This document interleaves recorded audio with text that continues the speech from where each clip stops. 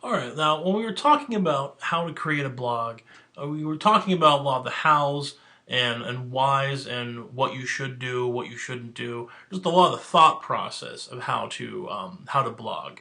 But we really didn't talk about the how do I start a blog? Like, what do I need to do? Do I have to go to a website or what? So that's what we're going to talk about here. Is that blogging is done on platforms. And we're going to talk about a few of them here, and we're going to take a look at one in particular that is really easy to use and actually integrates with another social media platform. So a couple of the different blogging platforms, the big ones out there are WordPress, Drupal, and Joomla. And what they are blogging platforms that started years ago that eventually grew and grew in use, that they became full-fledged content management systems. So what is a content management system? Well, basically it's an easy-to-use interface that runs the back end of a website. And I've talked about back ends for Facebook and for LinkedIn as well. So you're familiar with the term if you've seen the other videos already. What an actual content management system, or CMS as web developers call it, not the CMS that you physicians know. What a CMS lets you to do is allows people who are not web savvy, like coders and developers, it allows everyone who's just a writer to go in and write normally, and they're able to post their information up fairly easy. I myself am a WordPress developer, and I use WordPress a lot. It's open source, it's free, so I'm not going to have any disclosures about why I like to talk about it. Drupal, Joomla, and WordPress are all free, and you can easily start a blog with any one of them. I just happen to like WordPress because I've been using it for so long.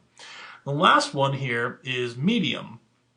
Now, Medium is different from a WordPress, a Drupal, or a Joomla blog because the top three there can be used for personal blogging, and that's it. They're meant for you. It's one blog, one person.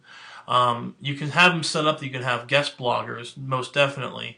But Medium takes the entire idea of guest blogging to a whole other idea. It's more of a community blog. So how Medium works is that you have to have a Twitter account, and you just log in with Twitter. And when you log in, you can start writing from the get-go, and you can start writing and creating posts and sharing that out with the community at large.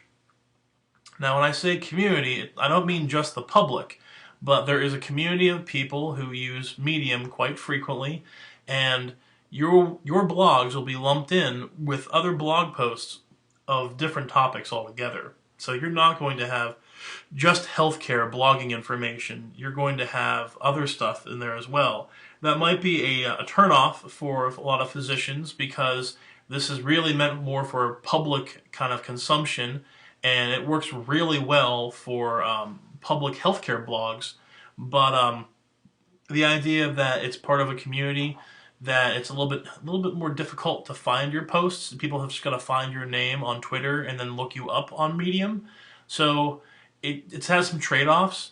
We'll look at both systems. We'll take a look at a WordPress blog, and we'll also take a look at a Medium blog, and we'll discuss the pros and cons.